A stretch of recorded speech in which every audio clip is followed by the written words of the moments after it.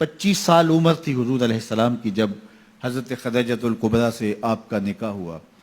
40 سال کی عمر میں حضور پر پہلی وحی کا نزول ہوا۔ 15 برس کا ایک عرصہ حضرت خدیجۃ الکبریٰ رضی اللہ تعالیٰ عنہ حضور کے ساتھ بسر کر چکی تھی۔ تو وحی کا نزول کوئی معمولی بات نہیں ہے۔ قرآن نے کہا کہ اگر یہ قرآن ہم پہاڑوں پہ نازل کرتے خشیت الہی سے وہ بھی ریزہ ریزہ ہو جاتے۔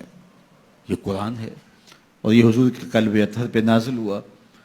اس کی کیفیات حضور نے محسوس کی تو واپس آئے تو فرمایا زملونی یا خدیجہ، مجھے چادر دو، میں سردی محسوس کر رہا ہوں۔ تو حضرت خدیجۃ الکبریٰ نے چادر اڑا دی۔ تو آقا کریم نے جو کیفیات گزری تھیں، جو حالات تھے، وہ اپنی زوجہ محترمہ کے سامنے رکھے کہ اس وقت میری پوزیشن، میری صورتحال یہ ہے۔ تو حضرت خدیجۃ الکبریٰ نے اس وقت تسلی دیتے ہوئے حضور علیہ السلام کو جو جملے کہے، ان جملوں پہ غور کیجئے۔ یہ حضور کی 40 سالہ زندگی کی کہانی حضور کی زوجہ کی زبانی ہے۔ سیدہ خدیجۃ الکبریٰ نے کہا کلا واللہ لا یخزیک اللہ ابدا، اللہ کی قسم آپ کا رب آپ کی عزت میں فرق نہیں آنے دے گا، آپ کو پریشان نہیں ہونے دے گا۔ میں اللہ کی قسم اٹھا کے کہتی ہوں کبھی ایسا نہیں ہوگا کہ آپ کا رب آپ کی عزت میں فرق آنے دے۔ کیوں؟ 5 چیزیں سیدہ خدیجۃ الکبریٰ نے بیان کی۔ فرمایا انک لتصل الرحم، ایک تو آپ صلہ رحمی کرتے ہیں۔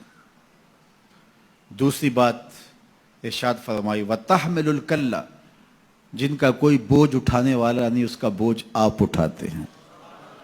تیسری بات وتکسب المعدوم، اور جن کا کوئی کمانے والا نہیں ہے اس کے کفیل آپ ہیں۔ وتقری الضیف، اور لوگوں کی مہمان نوازی کرتے ہیں۔ اور 5ویں چیز وتعین علی نوائب الحق، راہ حق کے اندر مصیبت زدہ لوگوں کو جو تکلیفیں پہنچتی ہیں آپ ان کے ساتھ کھڑے ہوتے ہیں، ان کی مدد کرتے ہیں۔ تو یہ 5 وصف حضور کے گنوائے اعلان نبوت سے قبل جو حضور کی زندگی ہے۔ تو اب اس زندگی کا آپ عکس دیکھ سکتے ہیں، یہ آئینہ ہے جو سامنے رکھا حضرت خدیجۃ الکبریٰ رضی اللہ تعالیٰ عنہا نے۔ 5 چیزیں انک لتصل الرحم، آپ صلہ رحمی کرتے ہیں۔ رشتہ داروں کے رویے تلخ کیوں نہ ہوں لیکن آپ کا رویہ خوبصورت ہوتا ہے۔ ابو لہب نے کیا کچھ نہیں کیا ہے، رشتے میں سکا چچا لگتا تھا، جو اذیتیں پہنچائی، جو تکلیفیں ہوئی، تو حضور علیہ السلام نے بطور رشتہ داری اس کو کوئی ایسی بات نہیں کی۔ اس کے کفر کی وجہ سے اس کے اوپر وہ بال پڑا، وہ ایک امر آخر۔ اور پھر لوگوں کے ساتھ جو رویے، حسن سلوک میرے اور آپ کے آقا و مولا نے روا رکھا۔ قریش نے جو حضور کے خاندان کے لوگ تھے کیا سلوک کیا، لیکن فتح مکہ کے بعد جب حضور پلٹ کے آئے تو آقا کریم علیہ السلام جس فاتحانہ شان سے داخل ہوئے تو ان کو یہ تھا کہ ہمیں قتل کر دیا جائے گا۔ آقا کریم علیہ السلام تشریف لائے، سب کو جمع کیا، قریش جمع تھے۔ تو آقا کریم علیہ السلام نے فرمایا کہ بتاؤ میں تمہارے ساتھ کیا سلوک کروں، تم ہی بتاؤ۔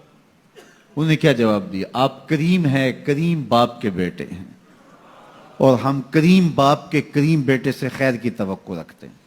اور ان کو یہ تھا کہ بس اتنی سہولت مل جائے کہ ہمیں قتل نہ کیا جائے اور ہمیں چاہے شہر سے نکال لیا جائے، اور اس کے لیے وہ تیار تھے۔ تو اس لیے انہوں نے کہا آپ کریم ہیں، کریم باپ کے بیٹے ہیں۔ تو حضور علیہ السلام نے فرمایا اذهبوا انتم الطلقاء لا تثریب علیکم اليوم، جاؤ چلے جاؤ، آج تم سے میں وہی کہوں گا جو میرے بھائی یوسف نے اپنے بھائیوں سے کہا تھا۔ تو ان کی آنکھیں کھلی کی کھلی رہ گئیں، کیا یہ منظر ہونے والا تھا؟ ہم نے کیا کیا؟ اجریاں ڈالی، کانٹے بچھائے، گڑھے کھودے، کوڑے پھینکے، اور کیا کچھ نہیں کیا۔ اور ان کا یہ رویہ